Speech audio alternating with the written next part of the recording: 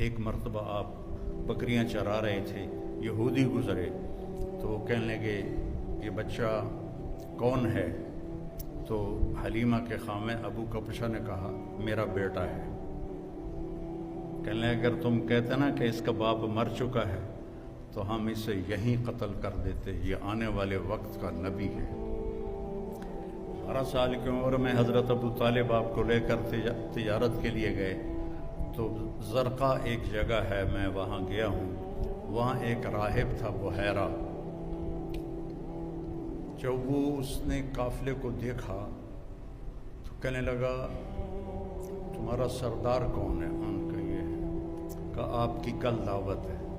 انہوں نے کہا پہلے تو تم نے کبھی ہمیں پانی بھی نہیں پوچھا، تو آج دعوت کیوں ہے؟ کہا یہ کل بتاؤں گا۔ اگلے دن اس نے کھانے کا انتظام کیا اور سارے مکے کا قافلہ ایک درخت کی چھاؤں میں بیٹھ گیا۔ جب وہ بحیرہ اس کا نام تھا آیا، اس نے ایسے ایسے دیکھا تو کہنے لگا سارے پورے ہو؟ کہاں پورے ہیں۔ کہا نہیں کوئی کم ہے۔ کہاں ایک بچہ ہے اونٹ چرانے گیا ہے۔ تو بحیرہ کہنے لگا اسی بچے کی وجہ سے تو دونوں روٹی کھوا رہے ہیں، دونوں کہاں پوچھنا ہے، اس بچے کو بلاؤ۔ تو پھر ایک آدمی گیا آپ کو لینے، جب آپ تشریف لائے تو چھاؤں ساری کور ہو چکی تھی، سارے لوگ چھاؤں میں بیٹھ چکے تھے، آپ کے لیے چھاؤں میں جگہ نہیں تھی۔ آپ دھوپ میں جو ہی بیٹھے تو درخت کی شاخوں نے آگے بڑھ کر آپ کے اوپر سایہ کر دیا۔ تو وہ بحیرہ یہ دیکھ رہا تھا، تو پھر وہ آیا اور آپ کو کھڑا کیا، کہنے لگا یہ کس کا بیٹا ہے؟ تو حضرت ابو طالب نے فرمایا میرا بیٹا ہے۔ کہ جھوٹ بولتے ہو، میرا علم کہتا ہے اس کا باپ مر چکا ہے۔ تو وہ فرمانے لگے ٹھیک کہتے ہو، یہ میرے بھائی کا بیٹا ہے لیکن مجھے اپنے بیٹوں سے عزیز ہے۔ پھر اس نے آپ کی کمر سے کپڑا ہٹایا تو مہر نبوت تھی۔ تو وہ کہنے لگا اس کو یہیں سے واپس لے جاؤ، یہ آنے والے وقت کا نبی ہے، اگر یہودیوں نے دیکھ لیا تو اسے قتل کر دیں گے۔ تو ابو طالب نے وہیں اپنا سامان بیچا، شام بھی نہیں گئے اور وہاں سے واپس چلے گئے۔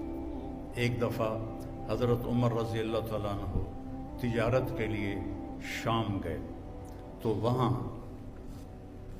ان کا جھگڑا ہو گیا، تو ایک شامی سردار نے ان کو گرفتار کروا لیا اور اپنے وہاں غلامی میں لے لیا۔ تو حضرت عمر رضی اللہ عنہ 2-4 دن ٹھہرے، پھر موقع پایا اور اس کو مارا ڈنڈا شامی سردار کو، وہ مر گیا۔ تو ان کو پکڑنے لگے تو وہ بھاگے۔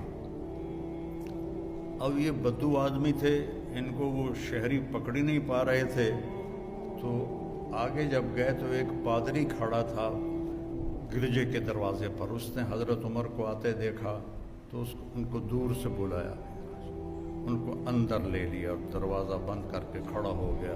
پیچھے سے مجمع آیا، جی آپ نے کوئی بدو تو نہیں دیکھا یہاں؟ کہا کوئی نہیں ہے، چلو بھاگ جاؤ۔ چلے گئے۔ وہ اندر آیا، کہنے لگا کون ہو؟ کہا میں عرب ہوں۔ کہاں سے آئے ہو؟ کہا میں مکہ سے آیا ہوں۔ کہنے لگا تمہارے شہر میں کسی نے نبی ہونے کا دعویٰ کیا ہے؟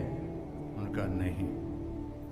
کہا ان قریب تمہارے شہر میں ایک نبی ہونے کا دعویٰ کرے گا، وہ آخری نبی ہوگا اور تیرے مقدر میں اس کا ساتھی بننا لکھا ہوا ہے، اور تیرے مقدر میں اس ملک کو فتح کرنا لکھا ہوا ہے۔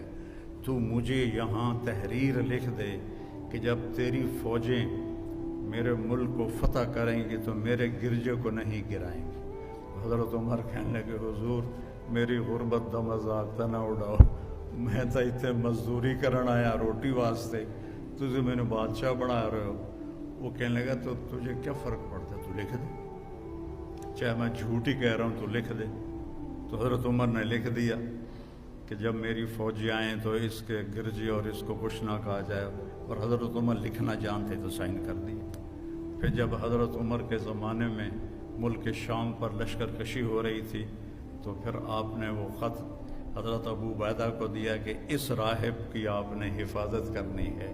اتنا پہلے آپ کی آمد کی نشانیاں ظاہر ہونا شروع ہو چکی تھیں۔